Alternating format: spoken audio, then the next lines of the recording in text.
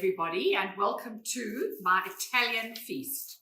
As you all know, Italian food is the most popular food type in the world.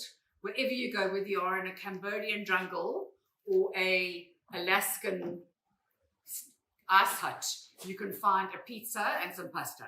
It really is the most delightful cuisine, and that's why it's so varied, because it's so popular.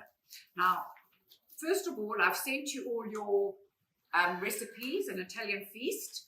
So I assume you've all got your recipes in front of you, and we're going to start off with our gnocchi in a red pepper sauce with crispy pancetta and mozzarella. So here are my sous chefs. Here's my main sous chef, Portia Matamela, looking very much like somebody from the Parliament. Hey, Portia? Yes. Exactly. And this is Shep, my other sous chef. He is the best and quickest cutter of vegetables on this earth. So I'm very, very lucky to have both of them at my side.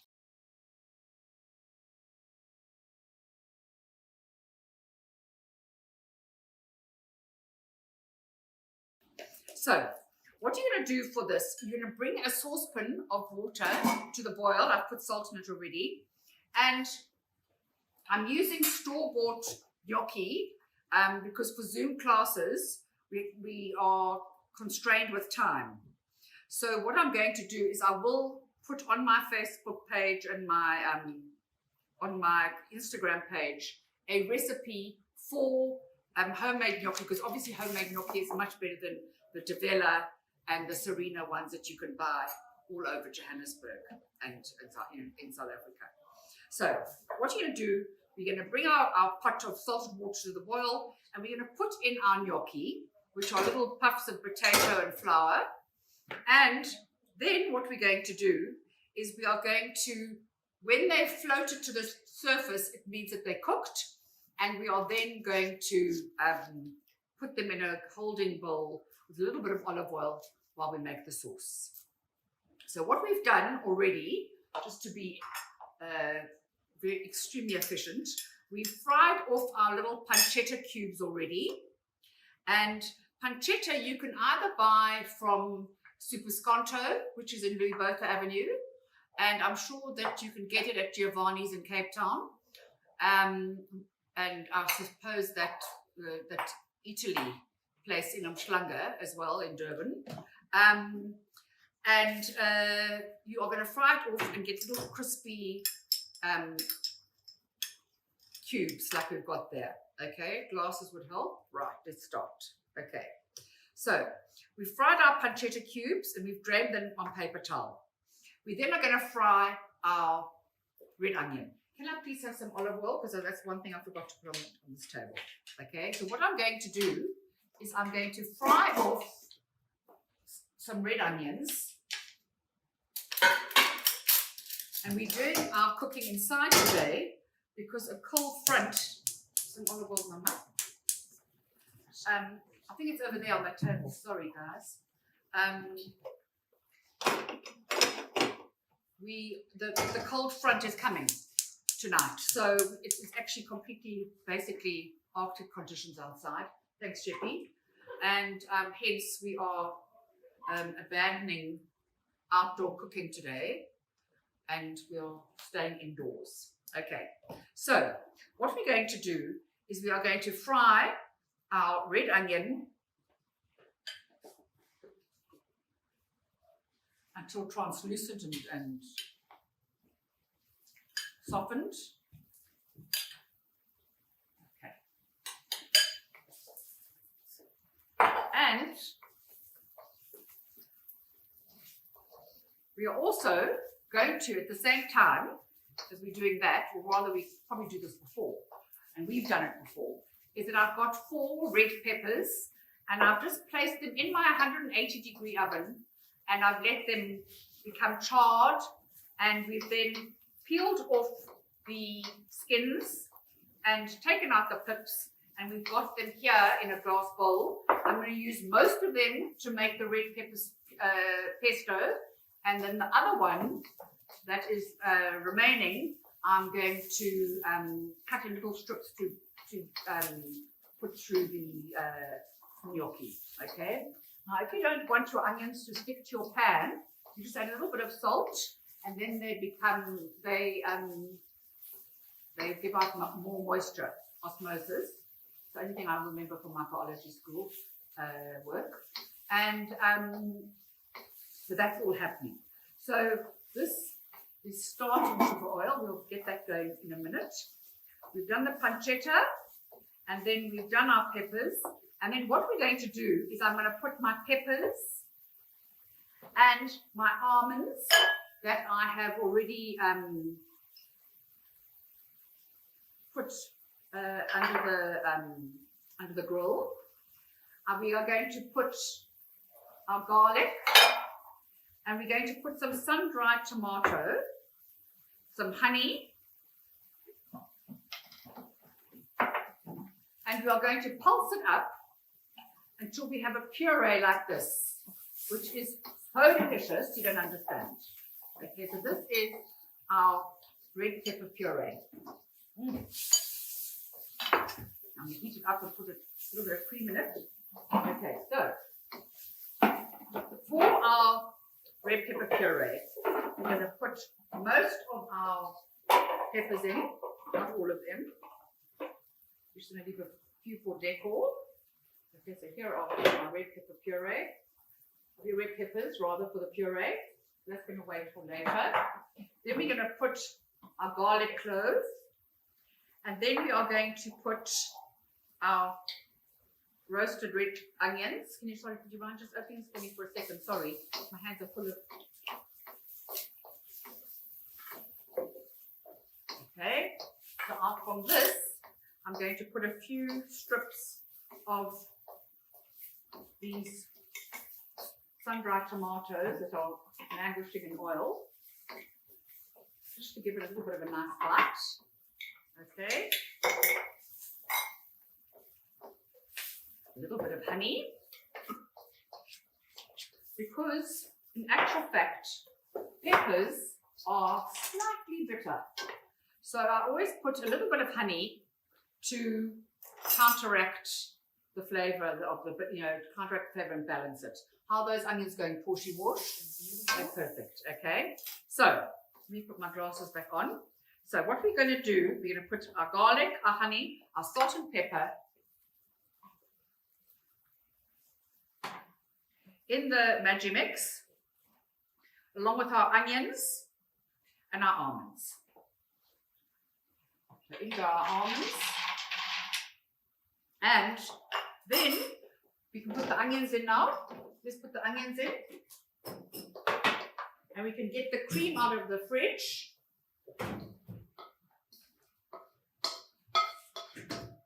Well done, Porsche. Beautiful translucent red onions. And I like using red onions because they're sweet.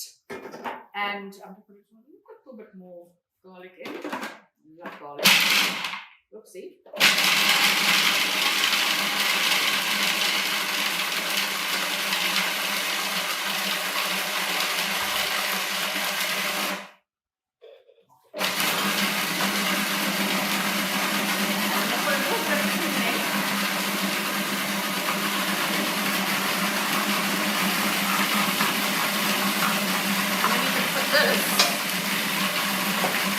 Last night,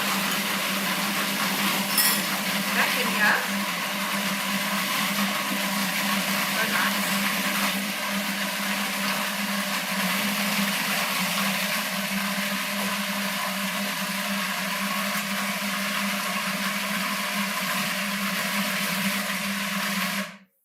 And I'm now going to heat up this whole wonderful red pepper pesto, which has got sun-dried tomatoes, ground almonds that have been ground up, obviously, roasted almonds, garlic, obviously the red peppers, and salt and pepper, a little bit of honey, and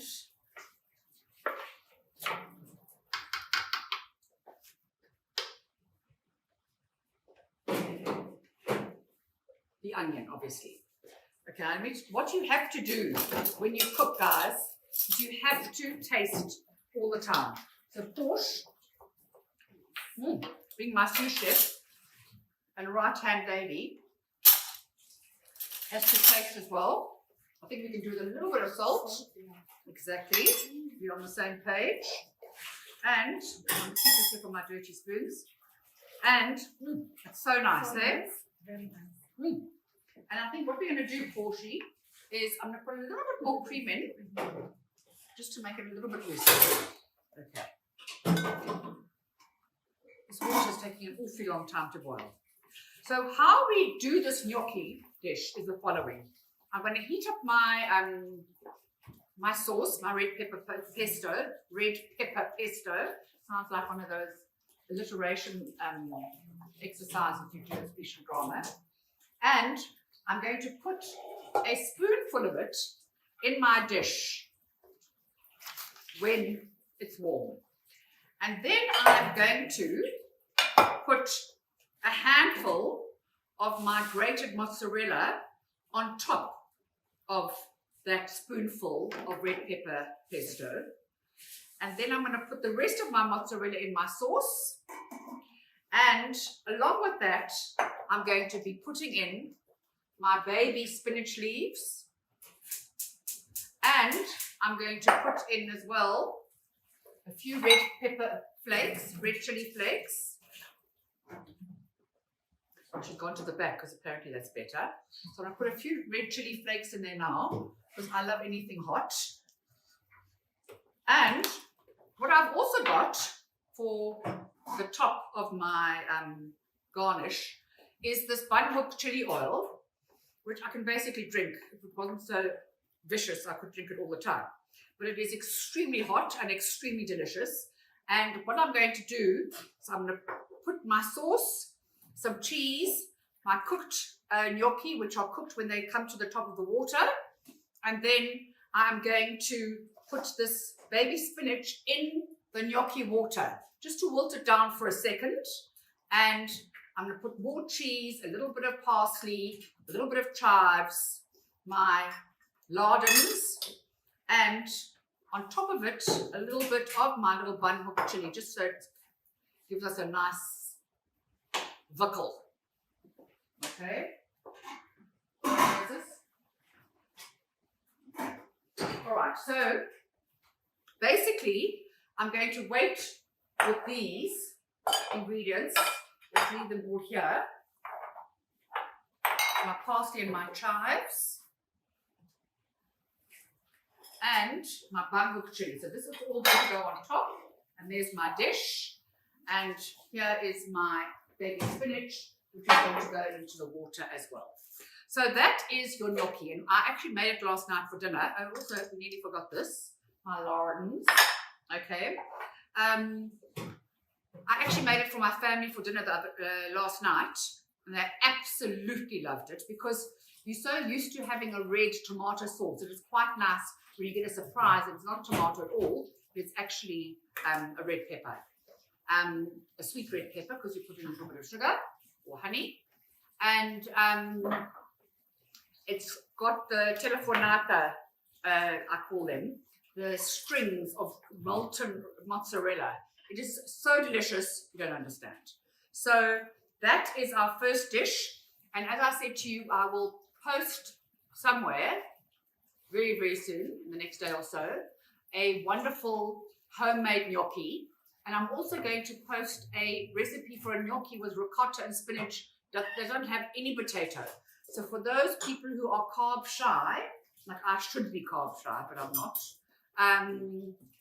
Those people who are carb shy will have a ricotta and spinach gnocchi, which will go exquisitely with this red pepper sauce as well. So that's the gnocchi in red pepper sauce. And as I say to all my, I call them patients, all my clients, if there's anything you want to know or you're unsure about, just email me or SMS me or message me via WhatsApp, and I can assist you with all your problems because that's what I'm here for. So this is the first recipe of the day, and we are now going to move on to our divine salad recipe. Okay, because just because it's winter doesn't mean to say don't eat salads. I mean, obviously our days in Johannesburg are very temperate, but I've just seen a video clip from Cape Town where basically the sea is just about covering the whole of Cape Town city, and it's raining. It is such a hectic storm you won't even believe. Anyway, so what we're going to do, I'm going to start with my salad recipe, and then we'll come back to the gnocchi once we have got boiling water, which we should have done before. So today, all of you might have realized that my favorite color is green. I've done a tabletop, which is just green and white, and we are going to post it. I don't know whether we're posting it at the beginning of our cooking lesson or afterwards, but every week I'm going to post tabletop, because I actually started off my life with a small decorating shop where I bought all these wonderful little knicky-knacky noos, and I'm still obsessed with buying them for tables and obviously for homes. But I love tabletop. I'm obsessed with it, and I think that if you've laid a beautiful table, it actually is so inviting to sit down with fresh herbs, fresh flowers, and beautiful glasses and wonderful napery. So now we're going to talk about our salad. It's a winter salad of grilled beetroot, ricotta, and walnuts. I thought it was autumn salad, but it actually feels like real winter today. Okay, so what you're going to do, you are going to, on a square of foil, you are going to place your baby beetroot, brush with olive oil, garlic, and lemon rind, and you are going to put in a little bit of thyme and some bay leaves and salt and pepper, and you are going to, they're cooked. Oh, goody, they're cooked. That's the gnocchi. Put on my Facebook page and on my Instagram page a recipe for homemade gnocchi, because obviously homemade gnocchi is much better than the Devella and the Serena ones that you can buy all over Johannesburg and in South Africa.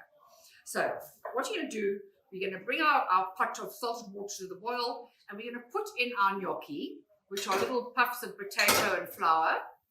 And then what we're going to do is we are going to, when they've floated to the surface, it means that they're cooked, and we are then going to put them in a holding bowl with a little bit of olive oil while we make the sauce. So what we've done already, just to be very extremely efficient, we've fried off our little pancetta cubes already. And pancetta you can either buy from Supersconto, which is in Louis Botha Avenue, and I'm sure that you can get it at Giovanni's in Cape Town. And I suppose that that Italy place in Umhlanga as well in Durban. And you are going to fry it off and get little crispy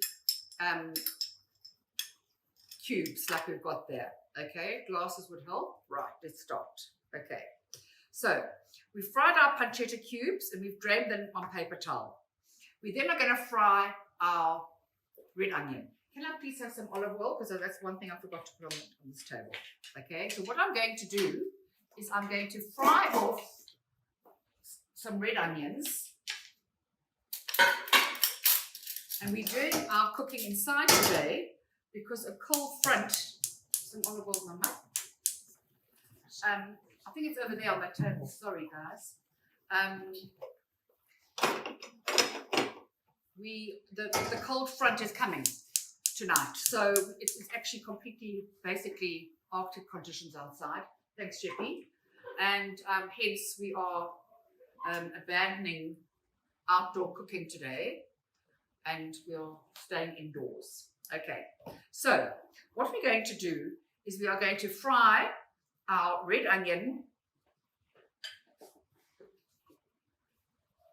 until translucent and softened. Okay. And we are also going to, at the same time as we're doing that, or rather we probably do this before, and we've done it before, is that I've got 4 red peppers, and I've just placed them in my 180-degree oven, and I've let them become charred, and we've then peeled off the skins and taken out the pips, and we've got them here in a glass bowl. I'm going to use most of them to make the red peppers pesto, and then the other one that is remaining, I'm going to cut in little strips to put through the gnocchi. Okay. Now, if you don't want your onions to stick to your pan, you just add a little bit of salt, and then they give out more moisture, osmosis. It's the only thing I remember from my biology school work, and so that's all happening. So this is starting sugar oil. We'll get that going in a minute. We've done the pancetta, and then we've done our peppers. And then what we're going to do is I'm going to put my peppers and my almonds that I have already put under the grill. And we are going to put our garlic, and we're going to put some sun-dried tomato, some honey, and we are going to pulse it up until we have a puree like this, which is so delicious you don't understand. Okay, so this is our red pepper puree. I'm going to heat it up and put a little bit of cream in it. Okay, so for our red pepper puree, we're going to put most of our peppers in, not all of them. We're just going to leave a few for decor. Okay, so here are my red pepper puree. The red peppers, rather, for the puree. That's going to wait for later. Then we're going to put our garlic cloves. And then we are going to put our roasted red onions. Could you mind just opening this for me for a second? Sorry, my hands are full of... Okay, so out from this, I'm going to put a few strips of these sun-dried tomatoes that are languishing in oil, just to give it a little bit of a nice bite. Okay. A little bit of honey, because in actual fact, peppers are slightly bitter. So I always put a little bit of honey to counteract the flavor of the, counteract the flavor and balance it. How are those onions going? Porty wash? They're perfect. Okay. So let me put my glasses back on. So what we're going to do, we're going to put our garlic, our honey, our salt and pepper in the Magimix, along with our onions and our almonds. So into our almonds, and then we can put the onions in now. Let's put the onions in, and we can get the cream out of the fridge.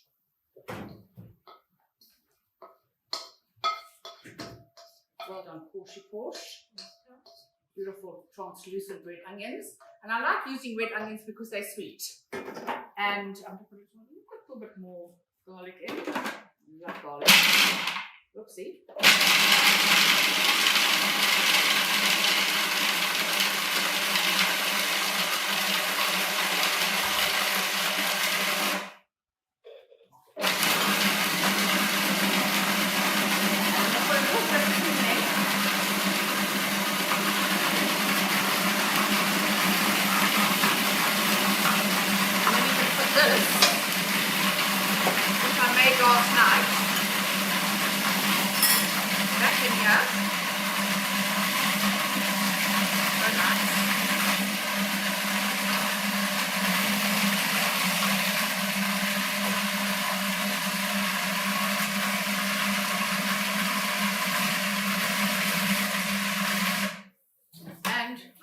now going to heat up this whole wonderful red pepper pesto, which has got sun-dried tomatoes, ground almonds that have been ground up, obviously, roasted almonds, garlic, obviously the red peppers, and salt and pepper, a little bit of honey, and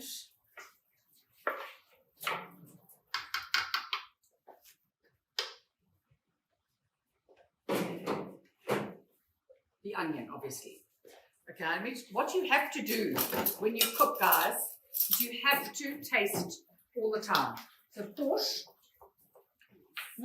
being my sous chef and right-hand lady, has to taste as well. I think we can do with a little bit of salt. Exactly. We're on the same page. And I'm going to keep this here for my dirty spoons. And it's so nice, eh? Very nice. And I think what we're going to do, Porsche, is I'm going to put a little bit more cream in, just to make it a little bit looser. Okay. This water is taking an awfully long time to boil. So how we do this gnocchi dish is the following. I'm going to heat up my my sauce, my red pepper pesto. Red pepper pesto sounds like one of those alliteration exercises you do in speech and drama. And I'm going to put a spoonful of it in my dish when it's warm. And then I'm going to put a handful of my grated mozzarella on top of that spoonful of red pepper pesto. And then I'm going to put the rest of my mozzarella in my sauce. And along with that, I'm going to be putting in my baby spinach leaves. And I'm going to put in as well a few red pepper flakes, red chili flakes. I should go on to the back because apparently that's better. So I'm going to put a few red chili flakes in there now because I love anything hot. And what I've also got for the top of my garnish is this bun hook chili oil, which I can basically drink. If it wasn't so vicious, I could drink it all the time. But it is extremely hot and extremely delicious. And what I'm going to do is I'm going to put my sauce, some cheese, my cooked gnocchi, which are cooked when they come to the top of the water. And then I'm going to put this baby spinach in the gnocchi water, just to wilt it down for a second.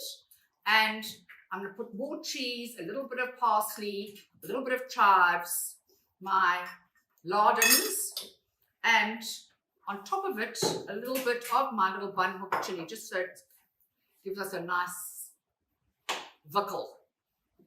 Okay. What is this?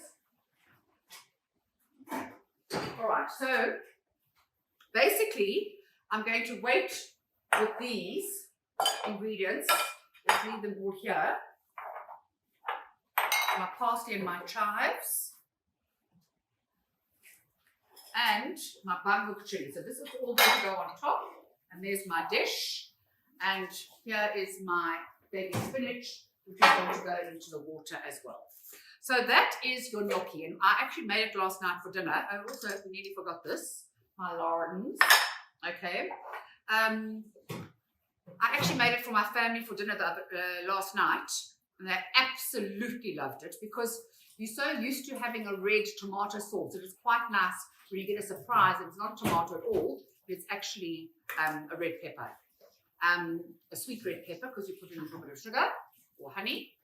And it's got the telefonata, I call them, the strings of molten mozzarella. It is so delicious, you don't understand.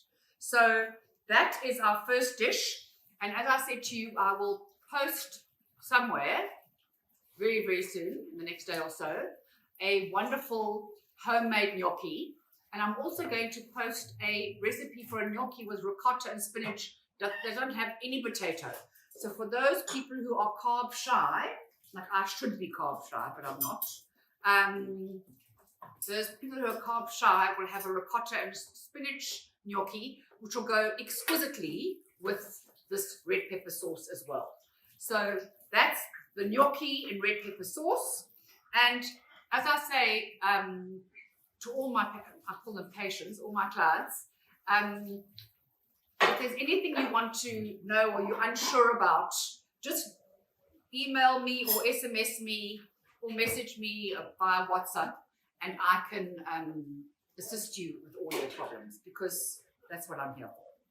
So this is the first recipe of the day, and we are now going to move on to our divine salad recipe.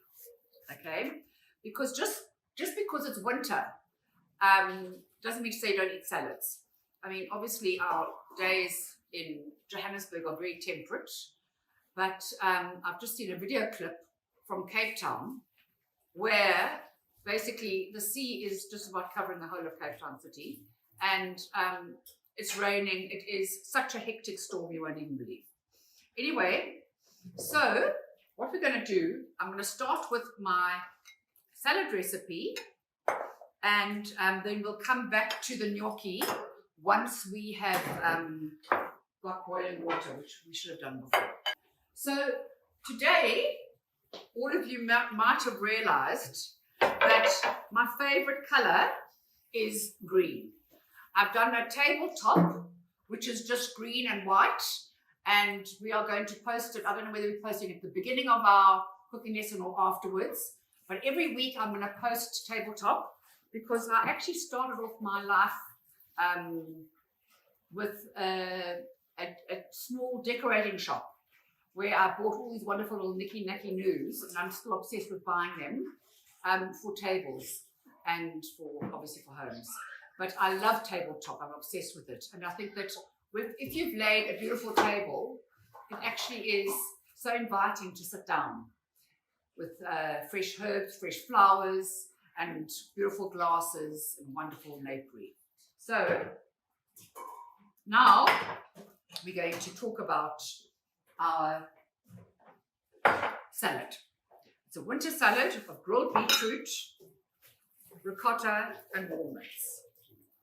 I thought it was autumn salad, but it actually feels like real winter today.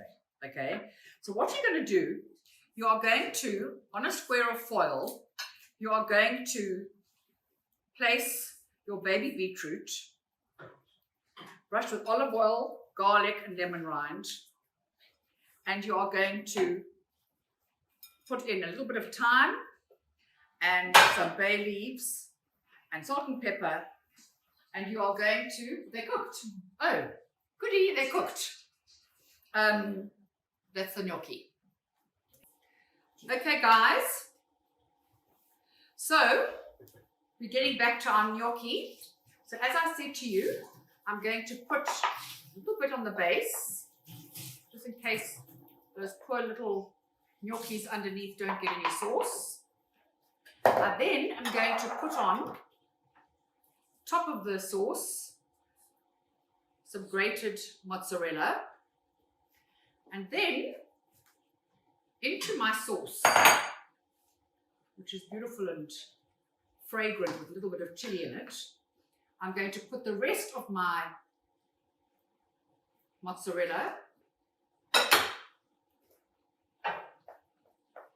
which is going to become all wonderful and stringy and chewy. And into that, I'm going to put a little bit of parsley, a little bit of chive, because everything looks better with green, and my baby spinach leaves. Let me just taste this. What a taste as you go along. Haven't had lunch. Ooh, delicious. Okay, in there goes my spinach leaves.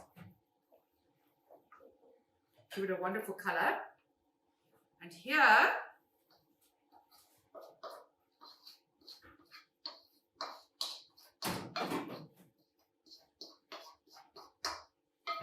divine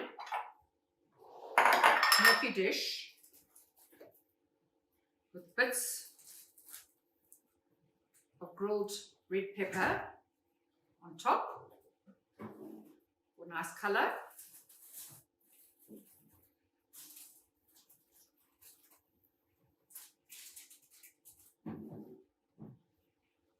And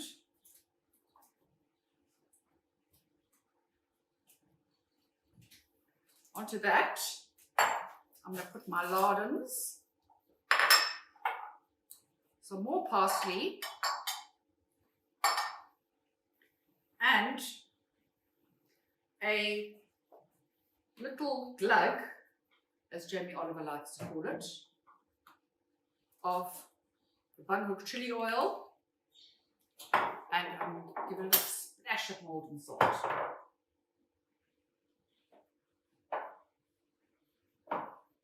God, I can't do this with this broken hand of mine. There you are. Okay. A little splash of molten salt. And here we have the most delicious gnocchi known to man. Hold on. Can't do. So, that is the gnocchi. That bunhook chili gives it a nice little zing. And that we can actually put in our warm oven. I have one more because I haven't had lunch. I'm allowed to, aren't I? Dripping everywhere. So nice. Right here. So that can go in the warmer my tea. Okay. Now,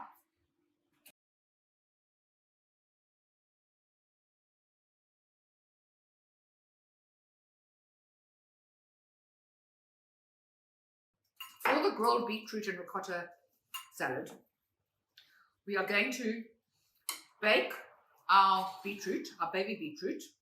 Baby beetroots are around at the moment because I actually found them the other day, but obviously if you can't find baby beetroots, obviously use bigger ones and cut them up.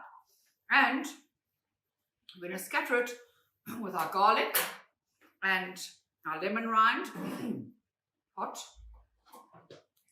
and our thyme leaves. And we're going to seal it and roast it, which I've already done. Then we're going to drizzle with a little bit of lemon juice once it's come out of the oven, which it has now. A little bit of lemon juice. And you might want to look here. This is a combination of my red onions or shallots, my fennel, my baby fennel, and my baby beetroot. Okay, we get some salt going on this as well.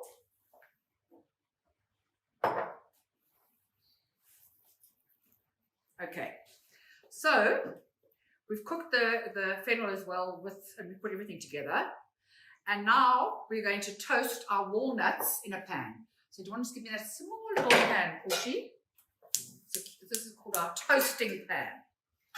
These are chopped walnuts. Walnuts aren't particularly easy to find. I certainly didn't find them at Pick and Pay, but I did find them at Thrups. So when you see a walnut, grab it. And I actually keep all my nuts in the freezer because the oils can make them go rancid. So you're not going to use all your nuts in one go. So it's better to keep them in the freezer, make them roasted, roast them and then make them into little pieces, chop them up in your Maggi mix, and then put them in the freezer. And then they're already available for you every time you want them. Okay, so we're going to toast the walnut crumble. Then what we're going to do is I'm going to coarsely tear my radicchio leaves. Now radicchio is a really classic Italian vegetable and leaf. I mean, how beautiful does this look? This wonderful red and white leaf. Actually, these leaves aren't as big as they normally are. Sometimes you can get really big leaves, which then you would tear them up a little bit. Obviously, this one's okay. And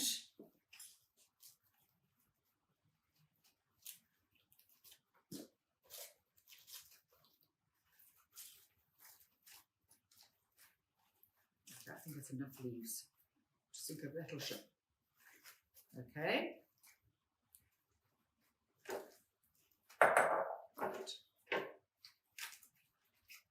Okay. Then I'm just going to double check. Oh, these are now starting to toast, which is divine. It's much nicer having a toasted nut than an untoasted nut because it cooks the oils and obviously makes it more flavorful. So these are nicely toasted, in fact, extremely well toasted, some are even a little bit burnt, but we won't even worry about this, okay? So what I'm going to do now is I'm going to top my radicchio with my mixture of roasted peppers, roasted beetroot, roasted shallots, and roasted baby fennel. All of which I found yesterday at Dunkeld Fruiters. And it's a wonderful clarity coloured salad, which is nice for winter, obviously. And then what I'm going to do is I'm going to crumble over my ricotta, which is a nice mild cheese. Here's a bay leaf, which we don't need. And crumble over the ricotta.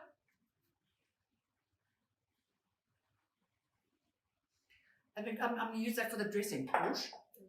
And what I'm going to do is I'm actually going to use the bowl that I made. I put the beetroot in and the fennel in and the shallots in. I'm going to use that for my salad dressing. So here is my sherry vinegar, a little bit of salt and pepper, a little bit of oil, a little bit more oil. And as you well know, with most salad dressings, you have to add a little bit of sugar just so that the vinegar is toned down, so it's not too vinegary. So let's just see, I've emulsified this now. It might be sweet enough because of the beetroot juices, but let us look and let us taste. A teaspoon.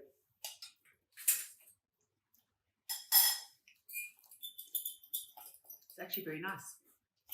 Very, very nice. Because it's actually got the roasting dishes, roasting flavors. So it's got a little bit of rosemary, a little bit of thyme, a little bit of bay leaf. It's very, very nice. But I think what I'm going to do anyway is put a little bit of honey in, just in case it's a bit tart. And I'm going to mix this up.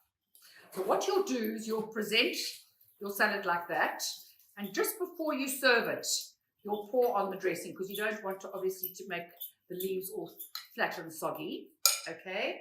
And then what I'm going to do is I'm going to put a little bit of parsley on top. And if you come in here, you can see how beautiful the dish looks. No, I'm putting that. Okay. So this goes here. So here's my salad dressing, which you can put in a little jug. And I'm going to put a little bit of Maldon salt on top and a crack of black pepper.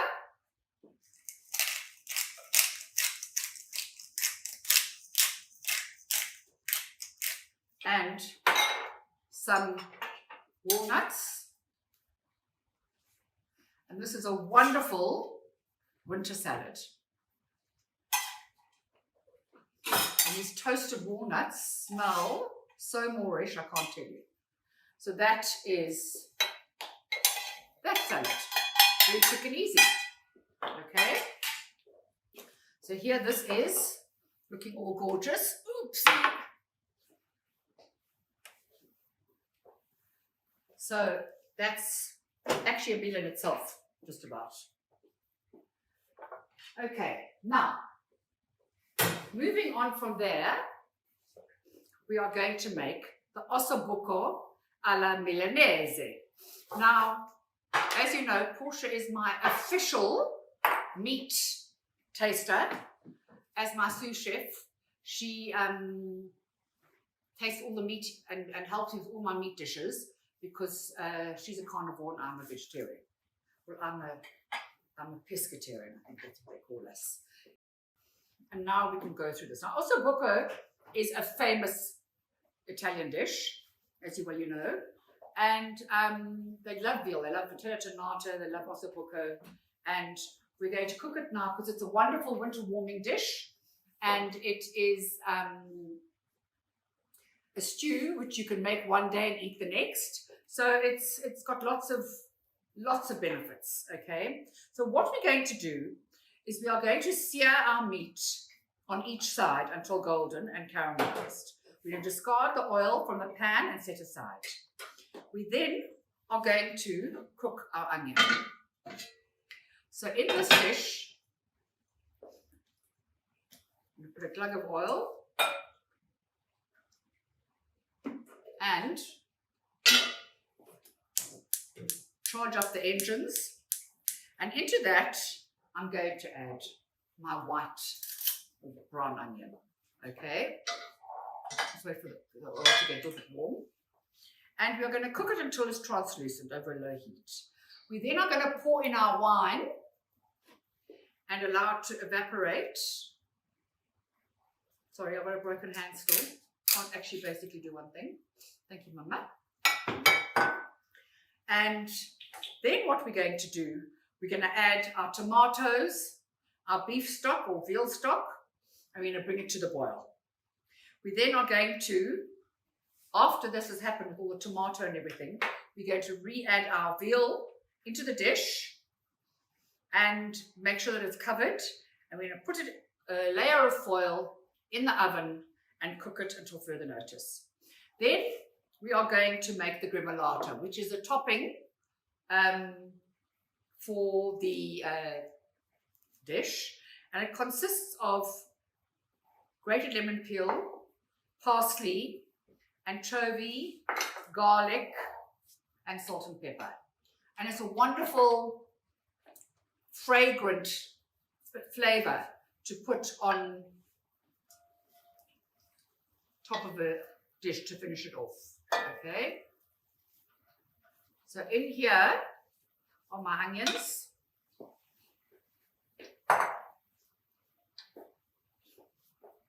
And you let those get going. And in the meantime, what I think I might do is make a gremolata, which I'm actually going to make in my Maggi mix, because then the garlic will be cut down properly, and a little bit of salt in here if they don't stick. But you know, this is a Le Creuset pot, one of the few that I have, because I can't pick them up, they're so heavy.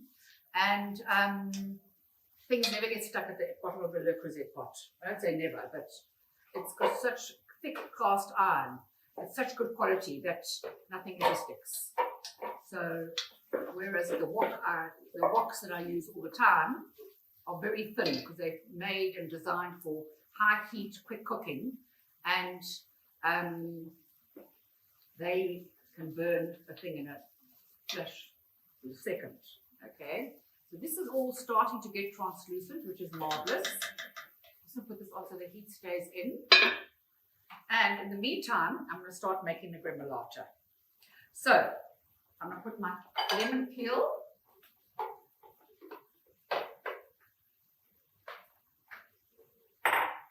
my anchovy,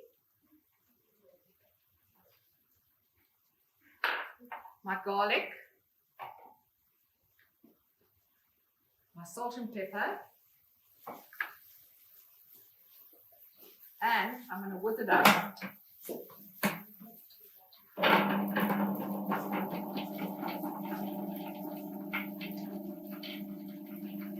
The magic mix might be too big for the small contents, but let's see. We didn't put any butter in there, Portia. I wonder what the butter was doing here. Hold on. These onions need butter. Yes, they do.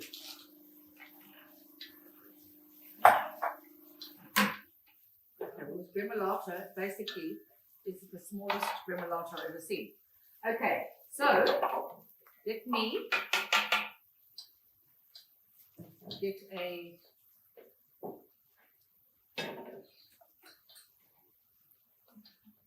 little dish which I can put the gremolata into. And this is like a flavored topping. Shippy, can I please have a little bowl, tiny bowl?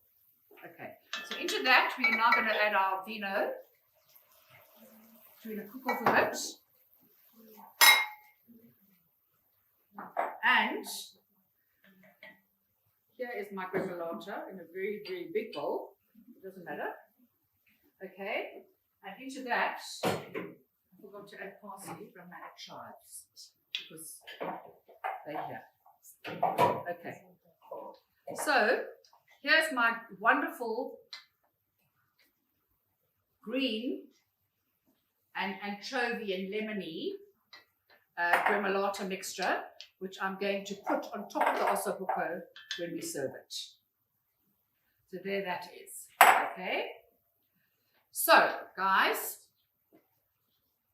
we're heating up this onion mixture and letting the wine evaporate. We don't want anyone to get drunk. And then we're going to add the tomatoes in a few seconds once it's evaporated, and a little bit of stock. And then what we're going to do, we're going to let it boil and let the flavors develop. So, how's that going there? Do you still smell the alcohol? Well, let's just let it burn off for a little bit more. Anyway, so the basis of all stews and casseroles are a onion braise, which is what this is, and tomato. So I'm just waiting for a little bit more for the alcohol to burn off. Although having said that, we're going through such trying times, we need every bit of alcohol we can get, in actual fact. Anyway, so in here are my chopped tin tomatoes, which I'm going to pickle. And you can buy those tin tomatoes from Woolies that are actually baby cherry tomatoes, which are divine. And into this, I'm going to add my salt, my pepper, and with every dish that has cooked tomato, you always add a little bit of honey or sugar. And I don't know why I didn't write that in the recipe, because that is vital, because cooked tomatoes are really quite astringent. So you want it to have that smooth flavor. So it's the smoothness of the sweet and the sour. Okay. And then we are going to add our stock. This is beef stock.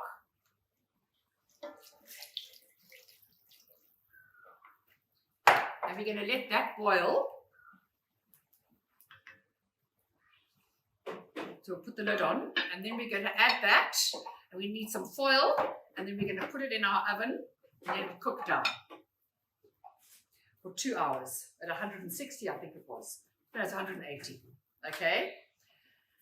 So for 2 hours, you cook it slowly at 180, and then what you're going to do, you are going to take off the foil and let it caramelize and let the liquid cook down a bit. So come on, boil, and then we're going to put these little treats in, and we need an oven of 180, and then we're good to go. Done. Okay. So, Nkosasana, joking. Can you give us a little showing? Okay, right.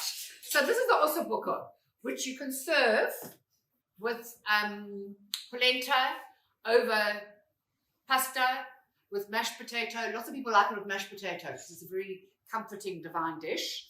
And the meat is very, very tender. So that's what's so divine about this. And we've just seared it. It's golden, it doesn't look. It looks actually like charred offerings, but it will be very nice at the end of the day. Okay, so that is our Osso buco Milanese.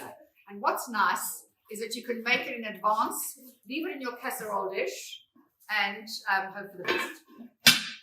So that's Osso buco alla Milanese. Now the next thing we're going to do, which we can start prepping, we actually do need this, is our risotto. Now everybody is always traumatized by risottos because you've got to stand in front of the oven and stir, stir, stir. That is true, you do have to do that, but in actual fact it is worth it because risotto is such a delicious, warming, winter, comforting, nurturing dish.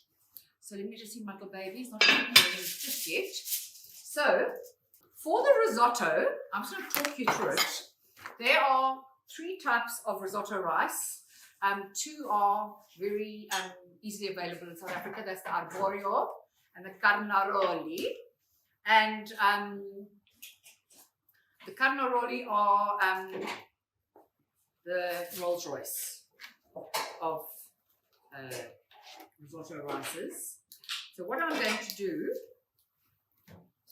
is I'm going to open this up with the scissor. You can see how it's vacuum packed. Let's see if this is happening. It's starting to boil, which is extremely good news. Okay.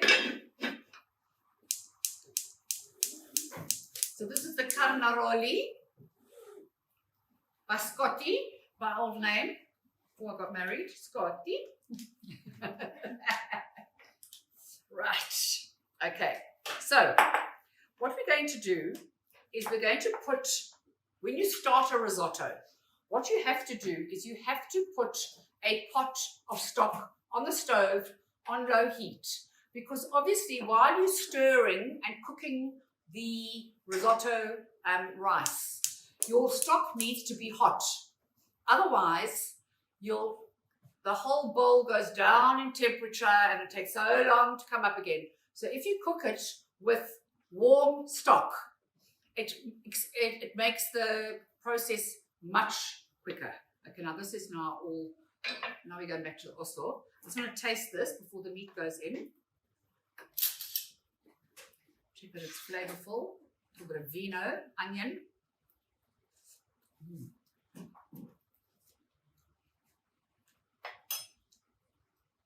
Maybe add a drop of sugar. Just a drop of sweetness, because we actually quite strong tomatoes. You know, every tin of tomatoes that you buy is different.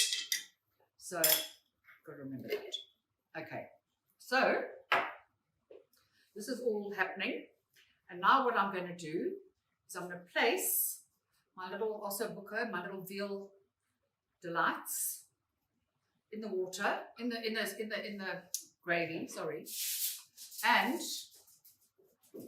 I'm going to place it in an oven, 180 oven. I'm actually going to pour all these juices in as well. We'll turn it around later. I'm actually cooking 6 instead of 4 because I'm giving it to my videographer's family for dinner. So they're 2 men who like to eat meat. Okay, let's put that on top of my mutt.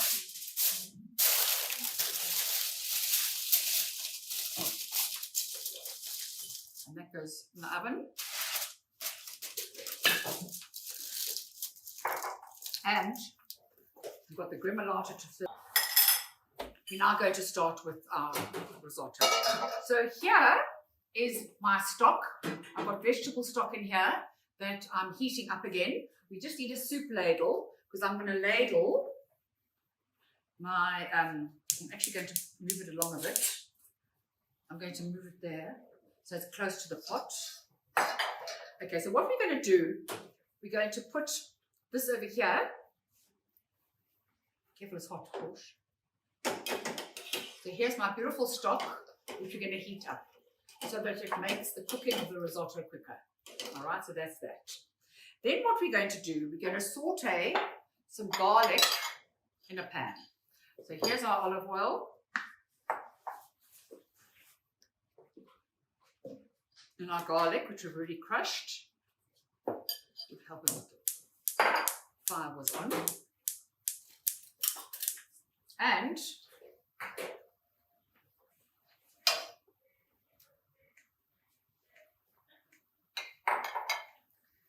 into that, once this is caramelized, which won't take terribly long, I'm going to add my peas to this mixture. My little baby peas, my frozen baby peas, some salt and pepper, and I'm going to blend it up and set it aside. Because that is not going to color my risotto, but it's going to make it tasty. Risotto con piselli is what it's called in Italy. Okay, salt, pepper. Okay, so I'm just going to let this garlic cook a little bit more. You've got to be very careful when you cook garlic because it's so small, the little pieces, that they cook extremely quickly. So I can already see that it's going dark at the edges. So into this, I'm going to pour my little piselli. And we're going to buckle.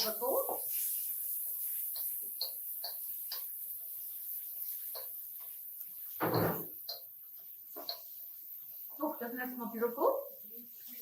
And then we're going to put it in our blender in a second and set it aside. And what I'm going to do is I'm going to put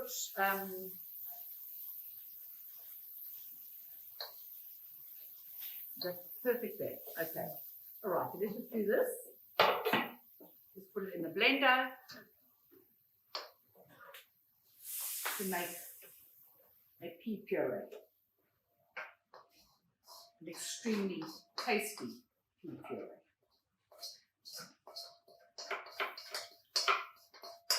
Okay. Then what we're going to do is I'm going to pickle this for a second. Hold on close. And there's nothing like the colour of the pea. It's got the most exquisite green colour, as you can all see. And we are going to set this aside until further notice. Okay? Then what we're going to do is the following. We're going to add some oil to the pan, and we are going to fry off our onion, our brown onion, until translucent. Okay, so let's do that. Now, my Italian friend cooks the onion, the garlic, and the rice in a pan, and then she puts the whole lot in her pressure cooker, and 3 milliseconds later she's got risotto. But I do that when I make arancini balls, because then it doesn't really matter whether the risotto is good or bad, because the balls are delicious. So you know, it doesn't matter if it's too thick or too thin, you know what I mean? So we're going to do that. Add a little bit of salt. Let that cook down. And then we're going to add the rice and some wine. So here's my carnaroli rice. But I'm going to let the onions caramelize first, because as you know, I always tell you that the foundations of the dishes, the mirepoix, as they call it in France, or the sofrito, as they call it in Italy, is the cooked onion, the cooked leeks, the cooked carrots, that form the basis of your taste in your dish. And obviously they've got to be caramelized to be very, very tasty. So now in goes my 100 grams of carnaroli rice.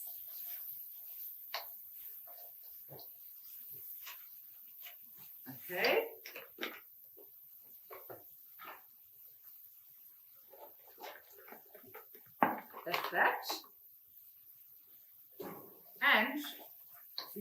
that, we're going to let it get a little bit toasted.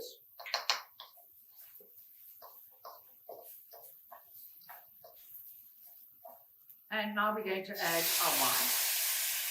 Which, as I say, we all need a lot of vino at the moment.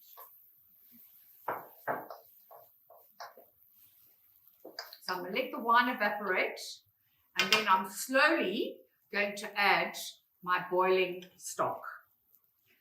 And I'm going to slowly ladle it in, let the rice cook, add another ladle. Stir, stir, stir around the dish and make sure it's not sticky, because as you can see, I'm cooking it in a wok, because it's a nice size for me. And also,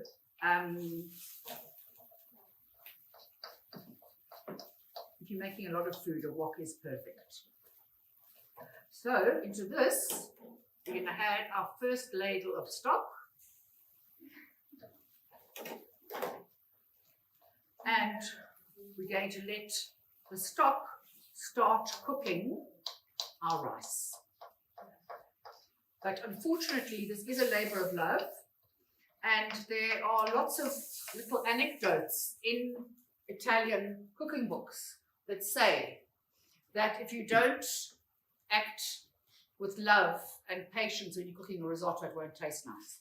So being the most impatient person on earth, I hope my risotto tastes nice, because I love everything cooked in 3 seconds flat. So I'm going to let the stock go, and then I'm going to add and add and add. Okay. Once the rice is cooked through, obviously you'll check it. It will take about 10 to 15 minutes. We will then put through a little bit of butter, some parmesan, our mixture of peas, and we'll stir it up so it becomes wonderful and creamy. And what I want to serve it with, and I actually hope that I bought them here, is I want to roast some tomatoes on the vine. And you put this beautiful mound of green pea risotto on a plate, and you top it with that wonderful contrasting red roasted vine tomatoes. Okay, so in this goes. Sometimes we put 2 when we're impatient, but we're on high heat, so it's all happening. Okay, so to garnish it, what we're going to do is, here's my grated parmesan. I've got my risotto, my mozzarella balls. I actually bought little ones today because they the big ones haven't come in yet. But it's quite nice to get a big ball of the buffalo mozzarella or the burrata, and then pull them apart and put that on the top of it. Let it ooze the creaminess, and then put the tomatoes on top of that. Okay, so we're ladling stock, cook, cook, cook, cook, cook, cook, boring, boring, boring, and off we go. Then, at the end, we're going to add a drop of vinegar, champagne vinegar. Obviously today, I've seen champagne vinegar all the time at Thrups, and today there's no champagne vinegar.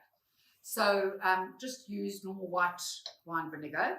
So that is a little drop just to give it a little bit of a little bit of sharpness, because obviously the peas are sweet. And into that we're going to add our chopped fresh herbs and our pea shoots. And what I've done to substitute pea shoots, because you can actually only get pea shoots from Woolies, is I've got these little micro herbs, which are going to look beautiful. And I've got my grated lemon rind, and we're good to go. And you must always check your seasoning, because salt actually brings out the flavor in most vegetables and in everything actually. And I'm Mrs. Salt, and at the moment I'm still standing to tell the tale. But obviously you've got to be a bit careful, about over salting, but you definitely need salt to bring out the flavor in dishes. Now in your recipe pack, I've put a easy pesto spinach lasagna, which is just a little gift to you, an extra recipe, a divine recipe, a nice, soothing, delicious lasagna for a Sunday. I'm not going to demonstrate it because it's very, very simple, and I've only got time on these Zoom calls to do 5 recipes, so that's what we're going to do. Okay, I'm just going to let this cook down a bit, and then I'm going to start, just going to put it over there, with the pesca alla puttanesca. Now what that is fish pesca with a puttanesca sauce. Now puttanesca is a sauce that normally goes over pasta, and it goes over pasta with capers and olives and a tomato sauce, and oregano. But today we're putting it over fish because we don't want to just eat carbs when we eat Italian food, because they offer lots of other varieties of food as well. And we are going to go through the recipe now. So for the pesca alla puttanesca, what you're going to do is you're going to season your fish all over with salt and pepper. That's number 1. Okay, so here's my pepper. I'm just using ketchup, but you can use hake, you can use cod, you can use any white fish. And I'm going to set them aside. Then what I'm going to do is I'm going to heat some oil in a pan, and I'm going to fry my onion until softened. So here's my onion, already diced. 1 large onion, so that's about right. Okay, and we're going to cook it until it's translucent. And once it's translucent, we are then going to add in our garlic, because as you know, you've always got to add your garlic after you've cooked the onion, otherwise the garlic will burn. So that we're going to do that. And then we're going to add the anchovies. I did see anchovies somewhere. My little anchovies. Okay. Where is the fish? They swam away. Okay. Right. So here's my beginning of my sofrito for my puttanesca sauce. And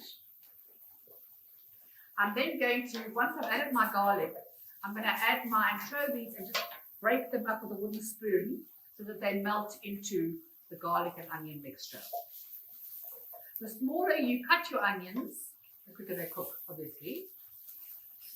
And I move them around a lot. Thanks, Mama. I move them around a lot in my pan because it's a wok. And it can be quite temperamental.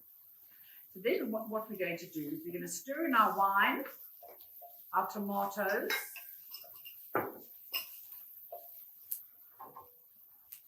our oregano. This is from Greece, this oregano.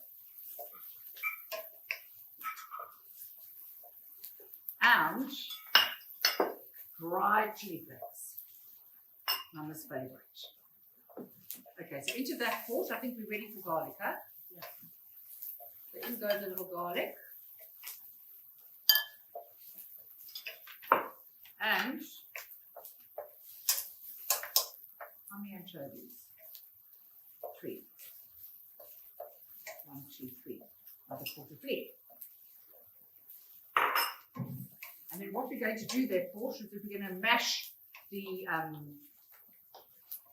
we're going to mash down the anchovies with the back of our wooden spoon so that they melt into this wonderful flavored base of our dish. Okay, so once we've got them into the right position we want them, Then we're going to add in our others. So this will be the wine, the tomatoes, the oregano, and the chili flakes. And we're going to simmer for about 10 minutes on a low heat, just so that the flavors develop. And once again, I don't know why I keep on forgetting to write this in, because I just know it's so important. When you're cooking tomatoes, you have to add a little bit of sweetness. So once you've added your tomatoes, just add a little spoon of honey or a little bit of sugar, just to temper the astringent flavor of the tomatoes. Okay, are you ready? Yeah. Are we ready for the rest? Yeah. Brava. Okay, we're going to add a little bit of wine.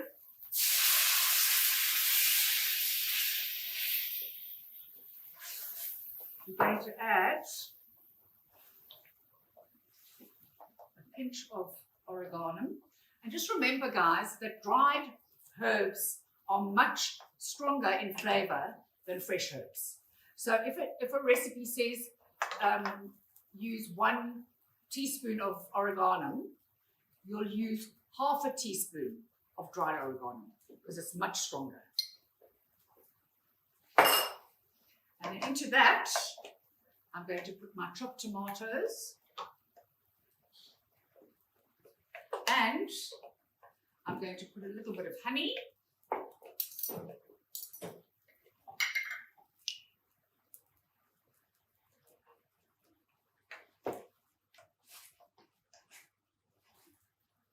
Okay, that's that done. And our chili flakes, dried chili flakes. Not terribly strong. And we're going to let that bubble, toil and trouble for a few minutes until the flavors have developed. We put salt in. Just taste it. Starting to look good.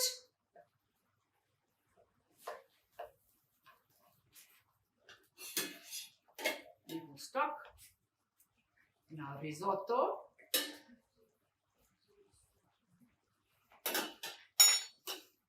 And as I say, if there's anything you're unsure about and you want to substitute or anything, please don't hesitate to ask me, because that's what I'm here for.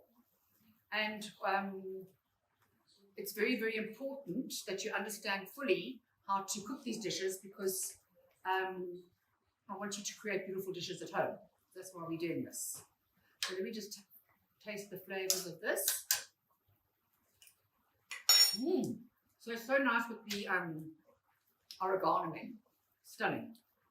Absolutely delicious. So then what we're going to do, stir, heat, simmer. And what I'm going to do is I'm going to lay my fish on top of that and cook with it covered for about 10 minutes. But I'm just waiting for the tomato to cook down a little bit more, because, as I say, it needs to develop its flavors before we can add the fish.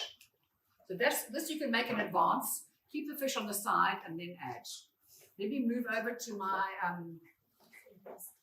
my risotto. It's almost done. Good.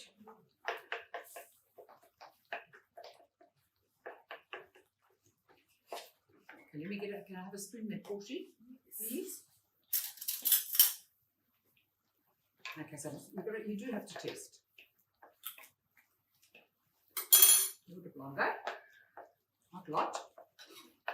Just one more ladle. Okay, so now I can trim up the stock because you probably don't need it. I don't like my risotto kernels to be too mushy. Don't throw it away just in case I've made a mistake. Yeah. Okay. But as I say, because I'm cooking it in a wok, you have to move it around a lot, because it can get stuck on the bottom in 1 minute because it's a very thin pan. Okay, how's that? Beautiful. Okay, so in goes our fishy fish. 1, 2, 3, 4. And into that, I'm going to add my olives and a handful of capers. They're very strong capers, so you're going to be a bit careful about adding that. And I'm just going to add a little bit of juice, a little bit of the sauce on top of the fish, so that it gets flavorful. This sauce tastes so delicious. Just pickle it around a bit. I did write a squeeze of honey. Okay. So this is the most divine, easy. You can see it takes 10 seconds because fish takes 10-15 minutes to cook. So it's a quick dish. Okay. So I'm going to leave that to cook and completely ignore it. And I'm now going to move back to my risotto con piselli. All right. So you go back there. And you reverse your risotto. Okay, so I need that butter, which you're going to stir in a few cubes of butter. I'm going to put in my butter, 40 grams of butter, and I'm going to stir it. This is obviously going to make it wonderfully creamy.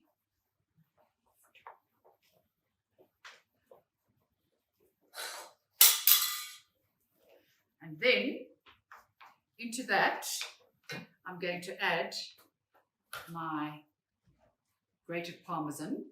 Now, in terms of fish, guys, the best place to buy fish from is La Marina. I think I told this to you last week. They actually are in Germiston, or somewhere far away, Alberton, something like that. Oh, you don't understand. And they deliver, but it's worth going there because they have a sushi bar with the freshest sushi you've ever seen in your life, and delicious, and it's got a deli attached to the fish shop. So they've probably got champagne vinegar and the like. So into that, I'm going to add a little bit of salt, a little bit of pepper, and can I have my piselli? My peas, please.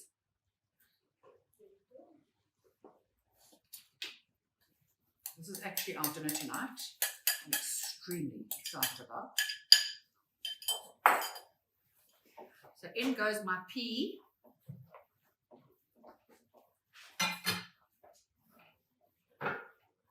Risotto, piselli, puree, in it goes. And what you can do also is actually put a handful of unpureed peas on top for a little bit of decoratie.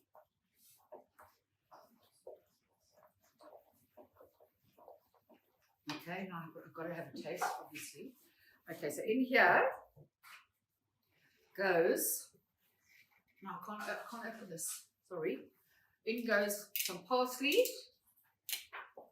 some chives, a drop of champagne vinegar.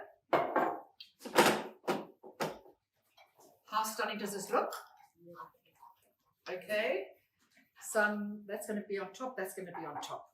Okay, so what we're going to do is the following. I'm going to plate it on here.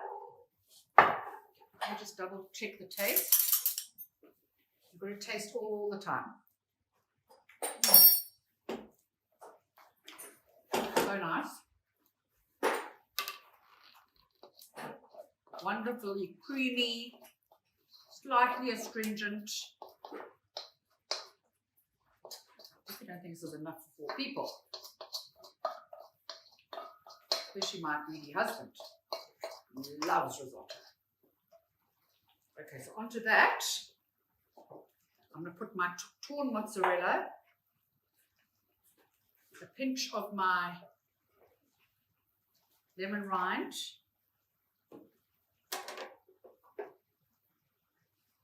and my micro herbs. And I always put a glug of olive oil on top, just for a little bit of a shine. You know, us girls like a shine. And a buco of black pepper. I have to do it. Half the hand's working, so it's good. And here is this exquisite dish of pea risotto, and I haven't got the roasted tomatoes, but the roasted tomatoes are a really good addition.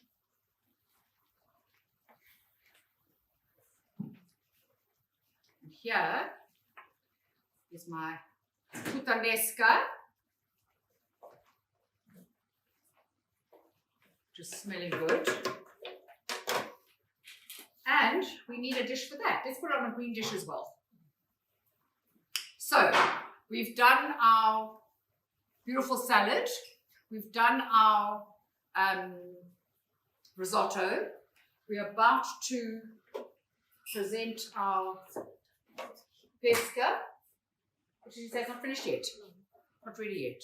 Okay, but we can put it on and put it in the oven. Okay. There you go. So we're going to go like this. Just gently put this in. And because we're not eating now, we can put it in the oven for a bit. Oh, look at this. Oopsie. Oh, this looks unbelievable. What I'm going to do is I'm going to just wipe here. Always make sure that the edge of your plate is clean. And onto that, I'm going to put green fresh herbs. And I found in my fridge these caper berries. So I'm going to put a few of these little delights on as well, just for a little bit of a look. They're slightly bigger capers, and they are very, very attractive.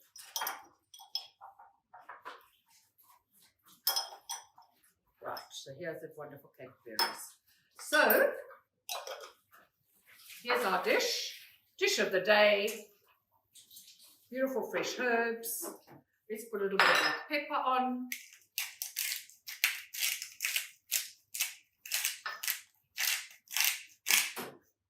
A sprinkling of molten salt.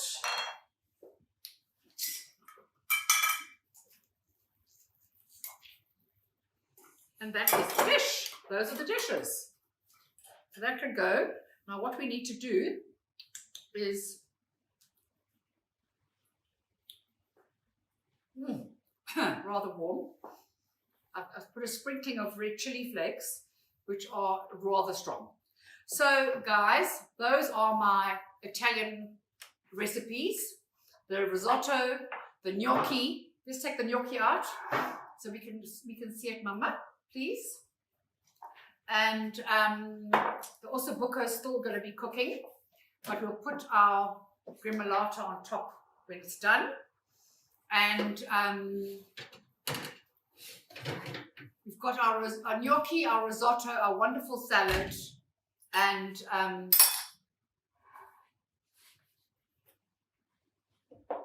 Osso buco. What have I left out? And the fish, pesca alla puttanesca. How can I forget that? I've just made it. Anyway, so I'm getting old. What can you do? Anyway, guys, it's wonderful to see you again this week. I hope you have a lovely Sunday. And next week, I'm going to be doing food from the Middle East, Turkish food, which is absolutely delicious. And I look forward to seeing you again next week. Lots of love, and have a good and safe week ahead of you.